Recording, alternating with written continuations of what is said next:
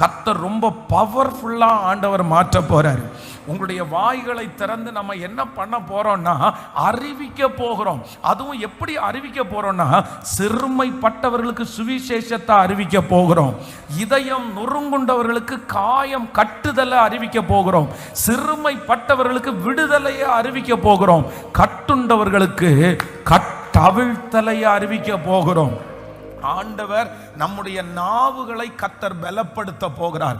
வேதம் சொல்லுகிறது, ஏசாயா சொல்லுகிறான், ஐயோ ஆண்டவரே நான் அதமானேன், நான் அசுத்த உதடுள்ள மனுஷன்.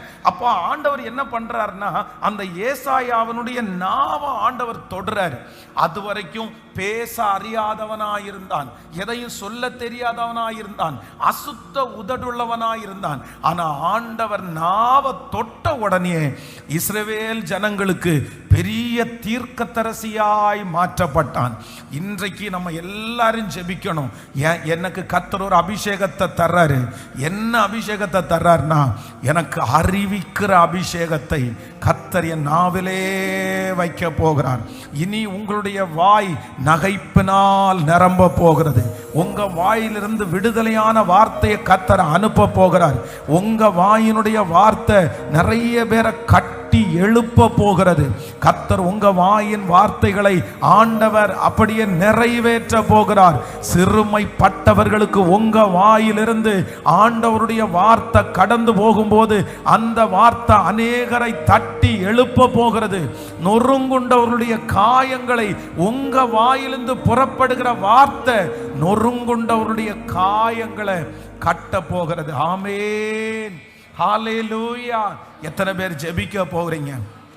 இந்த அபிஷேகம் நம்ம எல்லார் மேலையும் இருக்கணும். என்ன அபிஷேகத்தை ஆண்டவர் தர்றாருன்னா ஏசாயா எழுதின தீர்க்க தரிசன புஸ்தகத்தை தான் ஆண்டவர் இன்னைக்கு பேசுறாரு. ஃபர்ஸ்ட் நம்மோட ஆண்டவர் என்ன பேசுறாருன்னா உன் வெட்கத்திற்கு பதிலாக இரண்டத்தனையான பலன் வரும், சீக்கிரமாய் வரப்போகிறது.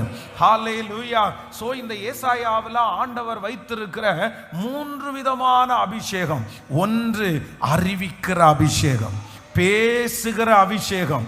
ஆமென். மோசே ஆண்டவரிடத்தில் சொல்கிறார், ஆண்டவரே நான் திக்குவாயும் மந்த நாவும் உள்ளவன். அப்பா ஆண்டவர் என்ன சொல்றாருன்னா நான் உன்னுடைய வாயோடு இருந்து பேச வேண்டியதை உனக்கு சொல்லி தருவேன். நம்ம நிறைய பேர் மிஸ்டேக் பண்ணது வாயிலையா இருக்கலாம். நம்முடைய வாயின் வார்த்தைகளால நம்ம நிறைய பேர் இழந்திருக்கலாம், நிறைய சிக்குண்டு இருக்கலாம். பேசிட்டு அதுக்கப்புறம் இப்படி பேசினேன்னு நம்ம ரொம்ப